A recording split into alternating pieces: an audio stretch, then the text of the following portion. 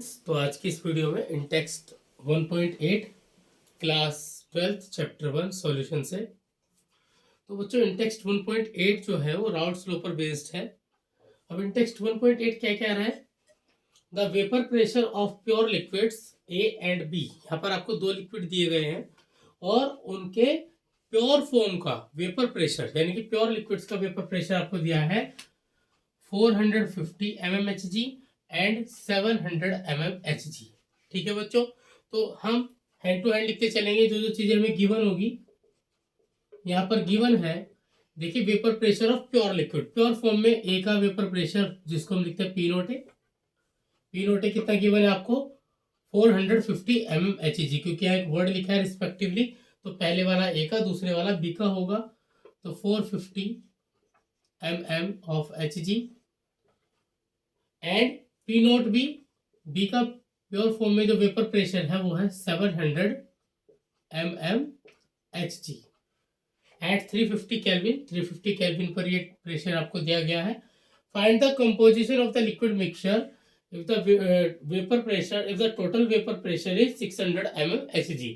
तो यहाँ पर आपको कंपोजिशन फाइंड करनी है, ठीक है, और आपको टोटल वेपर प्रेशर जो गिवन है वो दिया है पी टोटल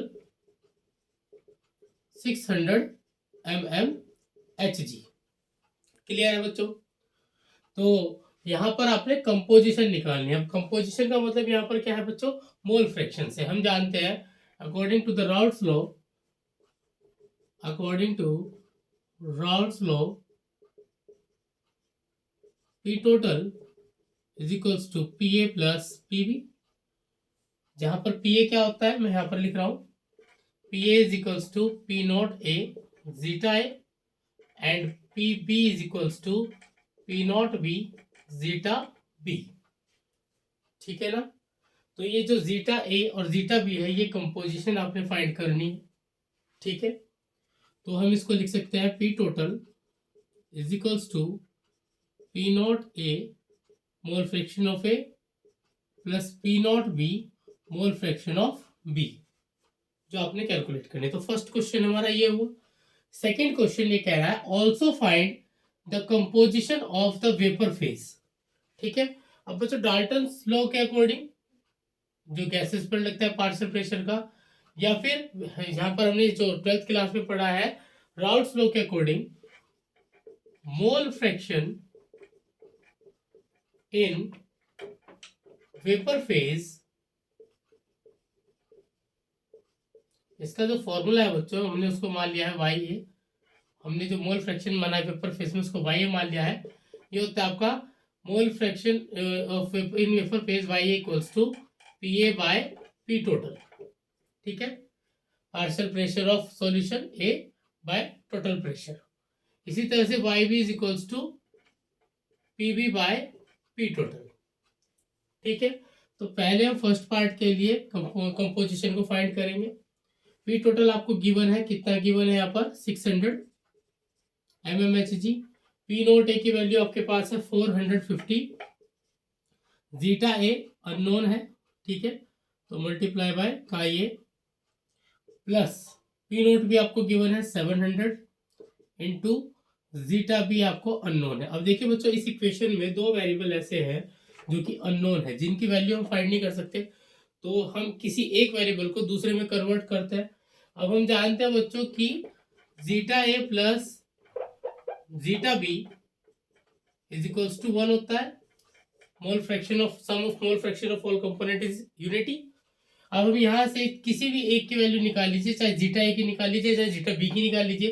तो मैं जीटा बी की निकाल रहा हूँ, zeta B is equals to 1 minus zeta A. ये वैल्यू मैं यहाँ पर पुट करूँगा, ठीक है। तो यहाँ पर क्या आ जाएगा बच्चों? 600 इक्वल्स टू 450 इंटू जीटा ए और जीटा बी की वैल्यू 1 माइनस जीटा ए यहाँ पर पुट करेंगे प्लस 700 इंटू 1 माइनस जीटा ए। ठीक है, इनके मल्टीप्लाई करेंगे, ब्रैकेट में जब मल्टीप्लाई करेंगे तो यह आ जाएगा 600 450 into zeta A plus 700 into 1 तो 700 minus 700 into zeta A 700 zeta A, ये वैल्यू आ जाएगी।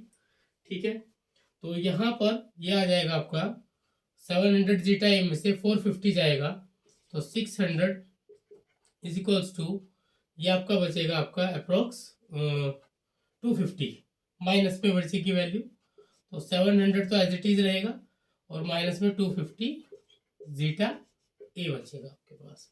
ठीक है, तो इसको हम इस तरफ लाएंगे और इसको इस तरफ लाएंगे, तो ये बचेगा हमारा, ये इधर आके पॉजिटिव वैल्यू हो जाएगी 250 जीटा ए, और ये इधर जाके माइनस में हो जाएगा 700 माइनस 600।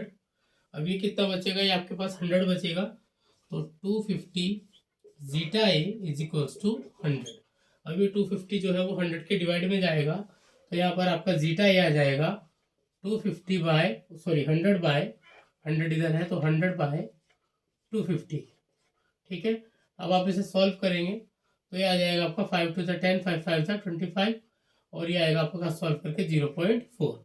तो जीटा ए की वैल्यू जो आपकी आई है mole fraction of A is 0.4, and we know that the formula zeta A plus zeta B is equals to 1, तो इसी से हम जीटा बी भी निकाल लेंगे। Zeta B is equals to 1 minus 0.4, 0.6 आ जाएगा। तो आपकी जो कंपोजिशन है mole fraction of A and B, ये आपका फाइंड हो चुका है। ठीक है, अब आपने क्या करना है, फाइंड करना है वेपर फेस में मोल फ्रैक्शन को, तो जिसके लिए हम फॉर्मूला बता चुके हैं आपको, P A by P total. अब आपने सबसे पहले पी ए और पी बी को कैलकुलेट करना होगा, जिसके लिए फॉर्मूला हमने अभी बताया था, P A is equals to P not A zeta A and P B is equals to P not B zeta B. तो पी ए पहले फाइंड करेंगे, P A is equals to P not A into zeta A. तो P not ए कितना है आपके पास, P not ए आपको given है 450 into zeta ए अभी आपका निकला है 0.4, मल्टीप्लाई करेंगे, 4 0 की मल्टीप्लाई करेंगे तो 0 आएगा, 4 5 20, 0 रखेंगे, 2 कैरी करेंगे, 4 4 16 एंड 2 यहाँ पर आएगा 18, और एक डिजिट के बाद पॉइंट लगाएंगे तो आएगा आपका 180।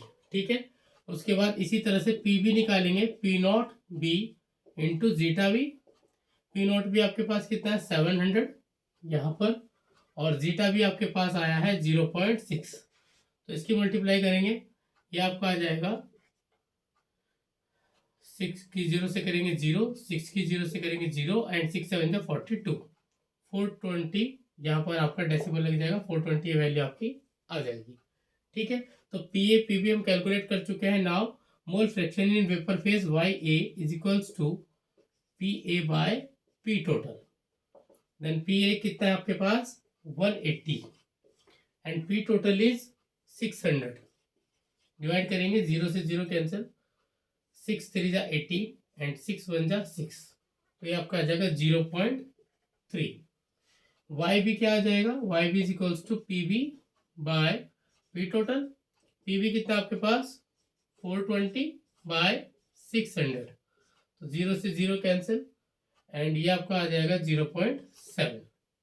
ठीक है, आप अल्टरनेटिवली इसको ऐसे भी निकाल सकते थे, क्योंकि जैसे X A sorry zeta A plus zeta B equals to 1 हम लेते हैं, इसी तरह से ये Y A plus Y B को भी हम 1 ही कंसिडर करेंगे, क्योंकि ये भी मोल फ्रैक्शन है। तो यहाँ पर वाई बी हम कैसे निकालेंगे, 1 माइनस वाई ए, सो 1 माइनस वाई ए की वैल्यू कितनी है 0.3, तो ये भी आपका आ सकता है 0.7। इस तरीके से भी आप इसको कैलकुलेट कर सकते थे। ठीक है बच्चों, तो उम्मीद है ये क्वेश्चन आपको अच्छा लगा होगा। नेक्स्ट वीडियो में नेक्स्ट क्वेश्चन लेके आएंगे, तब तक के लिए थैंक यू बच्चों।